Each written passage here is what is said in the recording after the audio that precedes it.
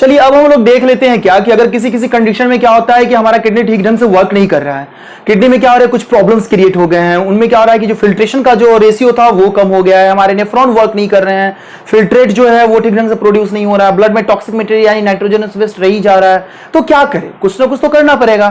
तो इसके लिए बहुत सारी टेक्नोलॉजी आ गई है। उसके लिए हम लोग क्या क्या कर सकते हैं, अगर हमारा किडनी वर्क नहीं कर रहा है तो हम लोग उसको कर सकते हैं क्या कि एक मशीन आता है जिसको बोलते हैं डायलिसिस, डायलिसिस कर सकते हैं। ठीक है, डायलिसिस के बाद नहीं तो दूसरा हम लोग कर देंगे ट्रांसप्लांटेशन ऑफ किडनी।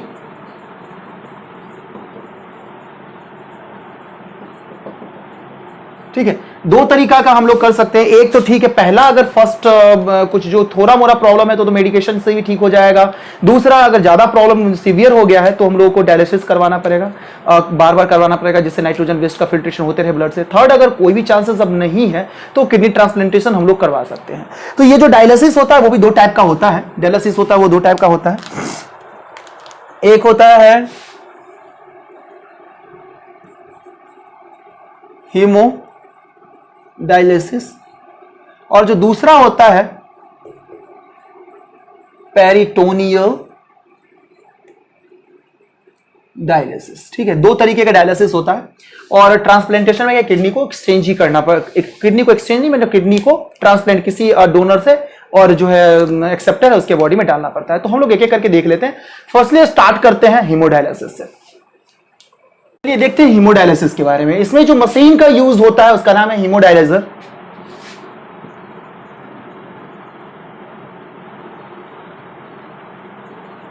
हीमोडायलिजर मशीन का यूज होता है, ये मशीन है। ठीक है, अब यहां पे एक सॉल्यूशन की जरूरत पड़ेगी, जिस सॉल्यूशन के जरिए जो है डायलिसिस कंप्लीट किया जाता है उसका नाम है डायलिसेट। एक सॉल्यूशन है जिसको हम लोग बोलते हैं डायलिसिस सॉल्यूशन, डायलिसिस सॉल्यूशन। सबके बारे में एक एक करके हम लोग देखेंगे। तीसरी जो हम लोग को चीजों की जरूरत पड़ेगी वो है heparin and anti heparin. Fourth जिस चीज की हम लोग को जरूरत पड़ेगी वो है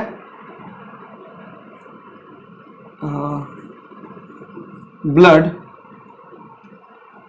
ठीक है, अब जो है देखिए क्या क्या कैसे जो ये चीजें सारी चीजें कंप्लीट होती हैं। अब हम सबसे पहले देख लेते क्या है, ये जो हमारा मान लेते हैं कि ब्लड जो है इस होकर के, इस पाइप होकर के जो है सो आएगा अंदर की तरफ।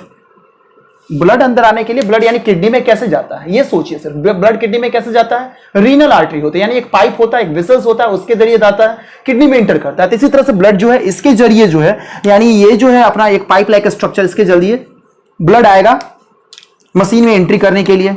यहां पे लगा रहता है एक पंप, एक पंप लगा रहेगा।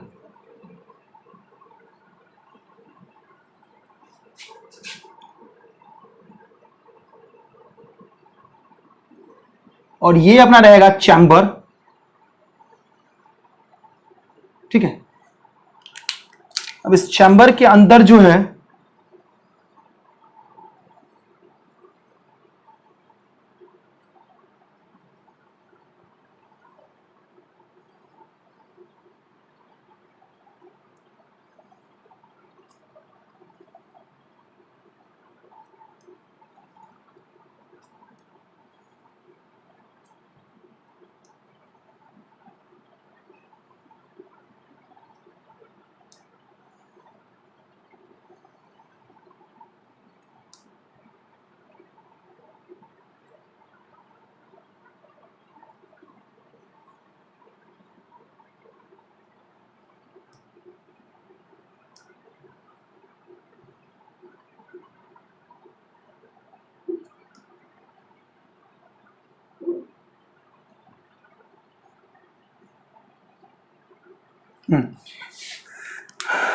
अब क्या रहेगा, ये पूरा का पूरा सेटअप हो गया, मशीन हो गया जहां पर डायलिसिस टेक्स प्लेस होगा।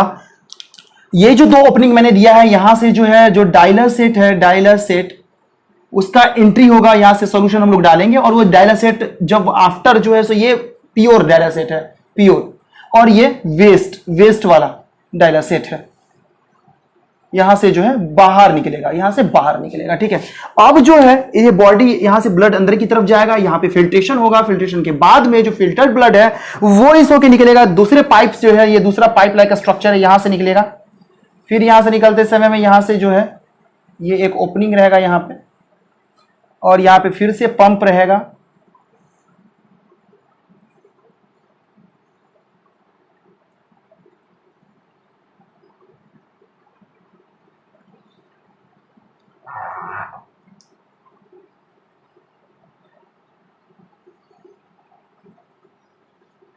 और ये टू द बॉडी आएगा। ये कहां से? फ्रॉम बॉडी आ रहा है। अब यहां पे ध्यान से देखिए क्या होता है।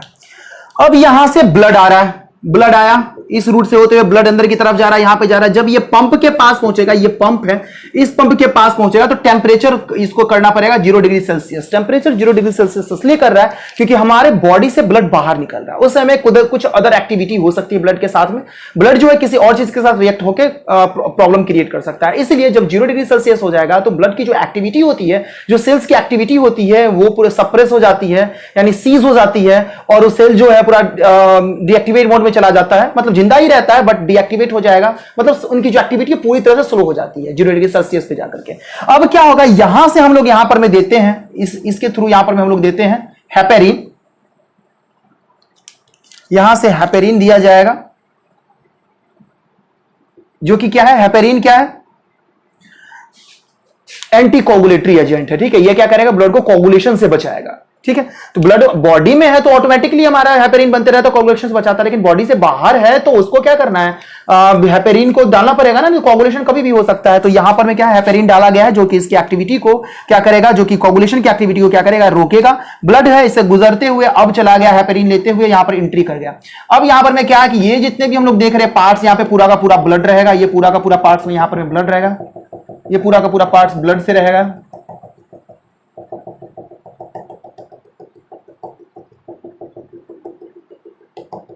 इसमें पूरा का ब्लड फिल्ट्रेशन के लिए रेडी रहेगा, इसमें ब्लड जो है रनिंग करता रहेगा। अब ब्लड जो है, ब्लड को फिल्ट्रेशन करने के लिए क्या चाहिए, डाइलासेट जो है हमारा सॉल्यूशन वो चाहिए। सॉल्यूशन इस होके आ रहा है, ये जो है सॉल्यूशन आने का रूट है, सॉल्यूशन आ रहा है, और पूरा का पूरा इसमें सॉल्यूशन रहेगा। बाकी का जो दूसरा मतलब इस जो ब्लड रनिंग चैम्बर है उसमें छोड़ करके जो बाकी का स्पेस है उसमें हमारा रहेगा डाइलासेट, पूरा का पूरा डाइलासेट रहेगा भरा हुआ। ये पूरा एनवायरमेंट बन जाता है कि जैसे कि हमारे बॉडी में फिल्ट्रेशन हो रहा है, उस तरह का एनवायरमेंट यहां पर में तैयार किया जाता है। कहने का मींस ये है, ये पूरा एनवायरमेंट तैयार किया गया। अब ये होता क्या है इसमें, वो चीज देखिए। अब डाइलासेट में क्या होता है वो यहां पर हम लोग देख लेते हैं और कैसे ये वर्क करता है। डाइलासेट जो होता है ये सॉल्यूशन है, इसमें रहेगा component same as body fluid except nitrogen component like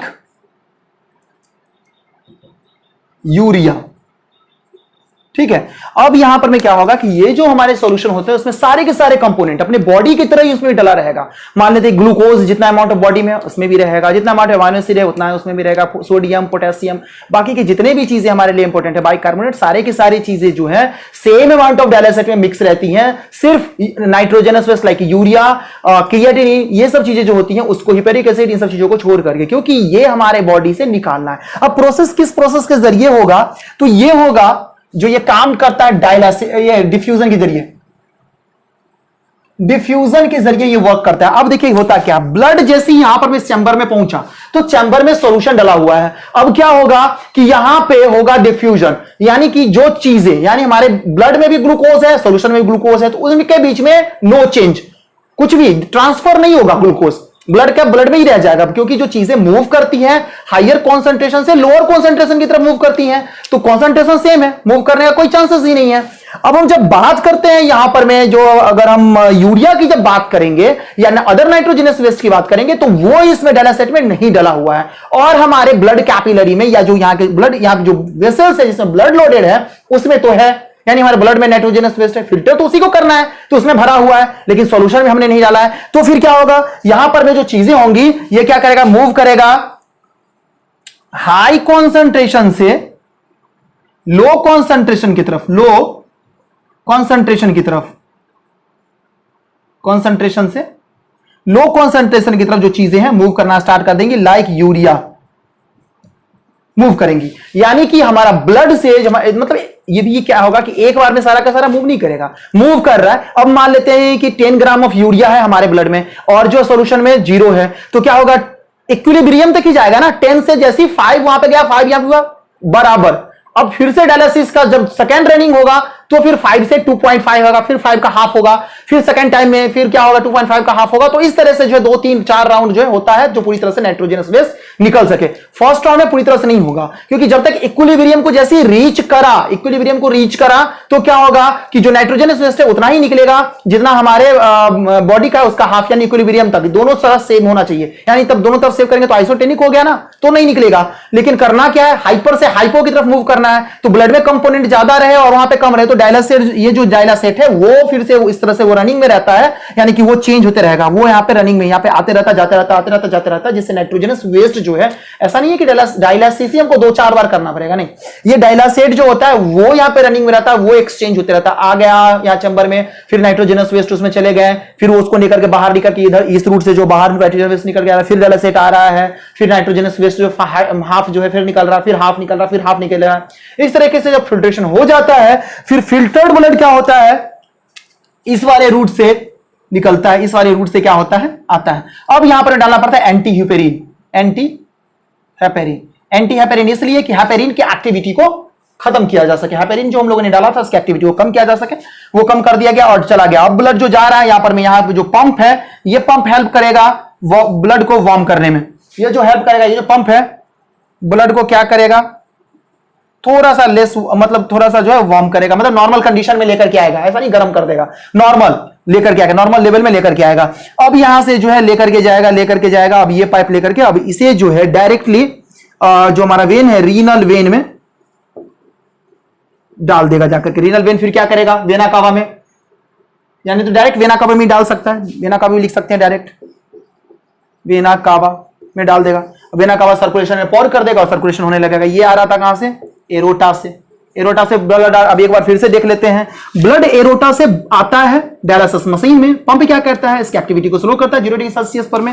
heparin क्या करेगा, इसके एंटी कोगुलेटरी एजेंट इसमें जो है वर्क करना स्टार्ट करता है, ब्लड को कोगुलेशन से बचाएगा। अब यहां पर में पूरा डायलिसिस होगा, डायलिसिस जो सॉल्यूशन है उसके जरिए इसमें जो वर्क करेगा ट्रांसपोर्टेशन का प्रोसेस वो है डिफ्यूजन, यानी हाई कॉन्सेंट्रेशन से यूरिया लो कॉन्सेंट्रेशन की तरफ जाएंगी, क्योंकि डायलिसिस मशीन में यूरिया, डायलिसिस सॉल्यूशन में यूरिया जो है सो नहीं रहता है। बाकी की चीजें जैसे ग्लूकोज, अमाइनो एसिड, प्रोटीन्स वगैरह सिमिलर रहते हैं, जैसे हमारे इसमें है ब्लड में है, तो ये सब चीजें डिफ्यूज नहीं करेंगी, यानी कि आइसोटोनिक हो गया ना, तो ये नहीं करेगा। बट यूरिया कहीं ना कहीं सॉल्यूशन में कम रहता है और हमारी बॉडी में ज्यादा रहता है, तो ये जो है सो यहां पर में फिल्टर होता रहेगा, डिफ्यूज होता रहेगा, फिल्टर होता रहेगा, डायलिसिस जो है सो आता रहेगा, जाता रहेगा, रनिंग और बाहर निकलता रहेगा बॉडी से, इसके लिए पाइप लगा रहता है।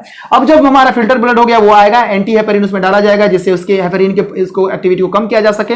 अब जो है पंप, ये दूसरा पंप है, दूसरा पंप क्या करेगा, ब्लड को वार्म करेगा और फिर ये जो है बाद में ये पाइप जाकर के ब्लड को वेना कावा में ऐड कर देता है। ऐड करने के बाद नॉर्मल सर्कुलेशन में ये सब सारी चीजें होती रहती है और फिल्ट्रेशन होता रहता है। अब ये चीजें डिपेंड करती हैं कि हमें एक बार में जो है हमें एक नॉर्मल पर्सन को कितनी बार जो है डायलिसिस करवाना चाहिए। अगर माइल्ड है तो महीने में एक बार करवा सकते हैं। अगर थोड़ा सा भी मीडियम है कि नहीं, माइल्ड से थोड़ा सा ज्यादा है, तो वीक में करवा सकते हैं, 2-3 वीक में एक बार करवा लेंगे।